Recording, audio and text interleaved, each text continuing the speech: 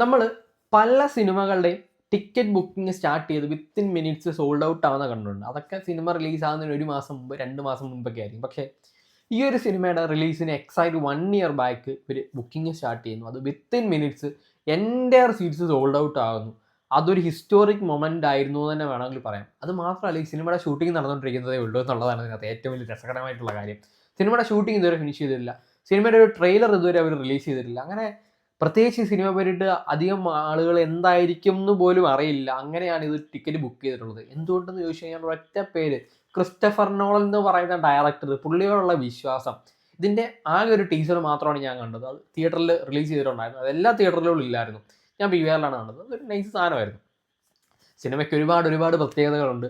ആദ്യമായിട്ടാണ് ലോകത്ത് ഒരു എൻ്റയർ സിനിമ IMAX ഫിലിം ക്യാമറയിൽ ഷൂട്ട് ചെയ്യാനായിട്ട് പോകുന്നതല്ല, ഷൂട്ട് ചെയ്തുകൊണ്ടിരിക്കുന്നത് അത് ഈ സിനിമയാണ്. ഒരു വിഷ്വൽ ട്രീറ്റ് തന്നെ ആയിരിക്കും എന്ന് വേണമെങ്കിൽ പറയാം. കാരണം അടുത്ത ഓസ്കാർ ഈ സിനിമ തൂക്കും. 2027 ഓസ്കാർ ഈ സിനിമ തൂക്കും എന്നുള്ളതിന് യാതൊരു ഡൗട്ടും ഇല്ല. അമ്മാതിരി ഐറ്റം ആയിരിക്കും ഇത് വരാനായിട്ട് പോകുന്നത്. ക്രിസ്റ്റഫർ നോളൻ നമുക്കറിയാവുന്നതാണ്. പുള്ളി VFX തൊടാറില്ല. അപൂർവമായിട്ട് തൊടുന്നത്. ഇതെന്തായിരിക്കും പുള്ളി ചെയ്യാനായിട്ട് പോകുന്നത്? ഭയങ്കര ക്യൂരിയോസിറ്റി ഉണ്ട് എനിക്ക്. എന്തായാലും നെക്സ്റ്റ് ഇയർ സിനിമ കാണാൻ പറ്റുള്ളൂ. അത്രയും നാൾ വെയിറ്റ് ചെയ്യുക എന്നുള്ളതാണ് അതിനകത്ത് ഏറ്റവും വലിയ ഒരു വിഷമം. നമുക്ക് നോക്കാം എന്താണ് നിങ്ങൾക്ക് ഇത് ഓഡിസിനെ പറ്റി തോന്നുക എന്നുള്ളത് കമൻറ്റ് ചെയ്യും.